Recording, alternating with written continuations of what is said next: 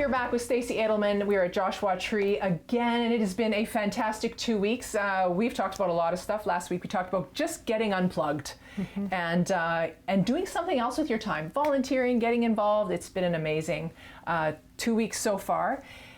I want to talk a little bit about, because now we've unplugged, maybe we can learn some new things. But I think on the first week I talked about, I don't know what I like anymore, you know? So talk about mental, if you can just give me a little bit on mental, what it means to learn in our mental health, or what is the benefits of learning more for our mental health? That's my... Well, I love that question because I think mental health is really learning about ourselves. And so how do we learn about ourselves? And we engage with others. So one way we can learn about mental health and learn about ourselves is through counseling experiences. And sometimes it helps to just put the information out there. I think of counseling sometimes as kind of like cleaning the closet, right? I'm just kind of organizing my brain or thinking about everything that's happening in there. And as I hear myself talking out loud, I can kind of organize my thoughts and come up with solutions to things that maybe are keeping me stuck. Yeah. So there's lots of ways we can learn about ourselves, and I always think about, well, how can we externalize emotion? And one of the ways I always recommend is journaling. There's so many ways we can journal, but the research is so clear on just how powerful journaling is for helping us learn about ourselves and helping us find the clarity we need in order to move forward. So, yeah. When I think of journaling, I think when I was a kid, and I would just, my mind goes to diary writing, to which I'm afraid if someone ever read my diary.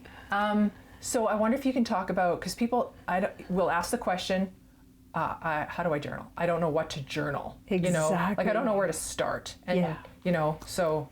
Well, and that's just it. We get stuck at I laugh because I'm like, yes, I still had my little journal with a little lock on it. Yes. And every night before bed, you would try to write in it. I don't advocate for that at all, actually, because especially if we've had a really troubling day, the last thing I want to do is rehash it all and put it in writing. But I would rather use our emotions as a guide. You know, I try to think of emotions as a bit of a compass. They're not good or bad or something to be avoided, but they're telling us something. They're giving us information.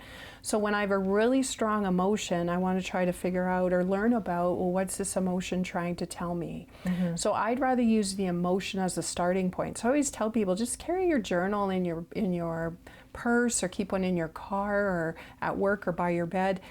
Maybe it's just a package of little sticky notes where you can just, I'm getting this strong emotion, I'm really angry right now, don't know what the heck is going on, and then you just go home and stick that in your journal. Yeah. Or maybe there's just a wave of sadness or grief when you saw or heard a song, for example, just heard this song and can't stop crying. And then you go home and put that sticky note in your journal. So, or you write it in your journal. So it's something more I like to use emotions to guide us, because our thoughts lead to our emotions, which lead to our behavior. So if we're having a really strong emotion, you can bet there's a pile of subconscious thinking that's driving that emotion. But we can't ever tap into our subconscious emotion, and yet it drives 90% of our emotion and our behavior, our subconscious mind. So when we go by our emotions, that gives us some clues of what's percolating on that subconscious mind. So journaling can be really, really powerful for that. Yeah. Well, as you were speaking, I was thinking, so I don't need a perfect place to journal, and I don't need the perfect book or the pen, because I'm got to get those things together first, right? Like it's like a stalling Well, tactic. That's the best part, right? Is buying the pretty journal and the pretty pens. And you know what? That could be really motivating and super fun. I love all of that too. I still have lots of journals that maybe I haven't started. However, no, it can be just a scrap of paper. It's nice to have them compiled in one place, but really it can just be a sticky note, and it's just actually the act of writing, because your brain sees the writing and it's a way of externalizing the emotion and having it in front of you, which allows you to process and work through that. So It doesn't have to be fancy. It can be, some people do like that on their phone. They can, because it's password protected, they feel a little bit more secure that their phone is always on them. Some people like to do it more with pictures. Maybe it's not writing, or they have difficulty with writing or expressing their ideas with words. So it might be a picture that evokes an emotion, for example, or maybe it's a sketch or drawings. A lot of people have art journals or art portfolios that really express emotion that way too. So there's lots of ways to personalize it and make it meaningful for you. Yeah. I went to a writing seminar and we were given writing prompts. So she just gave us a random sentence and told us, just write for 5 minutes. She goes, and if you have nothing to write, write that. I have nothing to write. I don't know what to write. This is ridiculous. And she goes, just keep your pen moving. Yes. And as you talked about, because my brain flows out of my pen, you will always find me with a pen in my hand. I'm weird. Yeah. I feel like I'm weird because I'll be with a tablet. These two don't go together, but it's like my brain flows. And I don't know if is there research on that? Am I just being crazy? No. There's a lot of research on the power of writing. Absolutely. And I think what happens is we always start in our conscious mind. So a thought leads to a thought, which leads to a thought, to a thought, to a thought. And we go deeper, deeper, deeper into our subconscious mind till we get that feeling like we're just writing and where's this kind of coming from? But it's just coming from a different part of our brain that sometimes we don't allow ourselves to access. Yeah. And writing is a really powerful, beautiful way of doing that. I love it. Reading and writing, so we're going to go to reading. I always wonder, what do you read? What are some of the things that you like reading or podcasts? And if you had recommendations for us, I love reading. I'm a pretty voracious reader. I love learning. And so I'm learning about all kinds of things. Some of my go-tos right now, I really am loving a lot of the work of Dr. Nicole LaPera.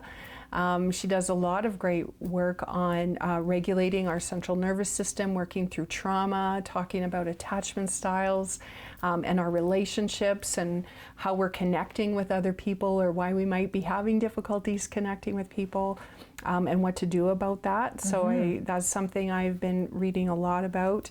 I tend to do a lot of reading about grief and loss. That's a passion area of mine as well. I just read Atomic Habits, excellent book because I really love that it simplifies creating new habits in our life. That doesn't have to be as hard as we think it is. In fact, it can actually be more powerful when we break things down and keep them simple and consistent. So that was an excellent book that I've been reading as well. Those are good books. I've seen Atomic Habits at the store. Yeah. And when you said that, I'm like, oh, I should pick it up. But it sounds so atomic. Yes. Like I maybe should have read the back of it. Yeah. Where, it's like actually breaking it down, but okay. And podcasts. Are there, any podcasts you would recommend that you are loving? I love all kinds of podcasts. I listen to them a lot, particularly in the car or when I'm starting my day. I love Mel Robbins myself. She has a lot of great guests on there.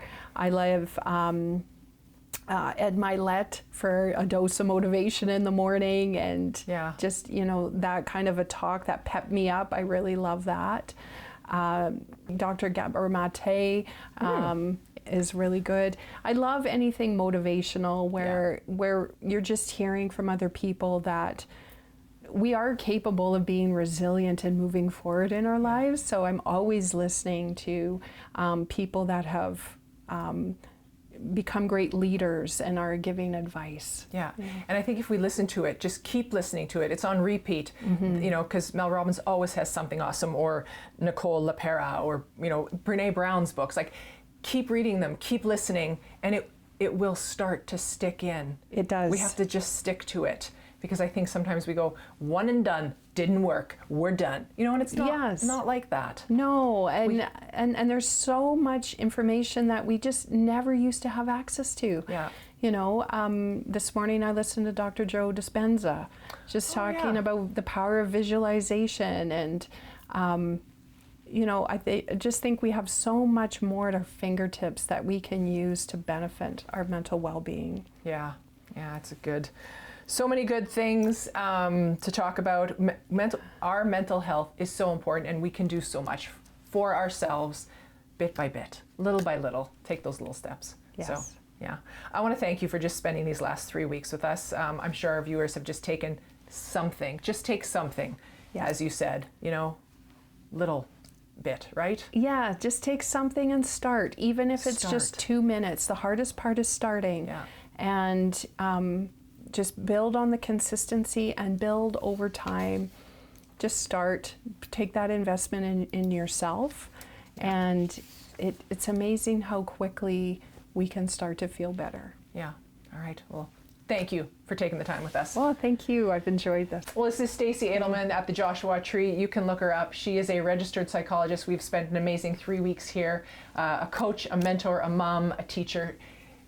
She's it.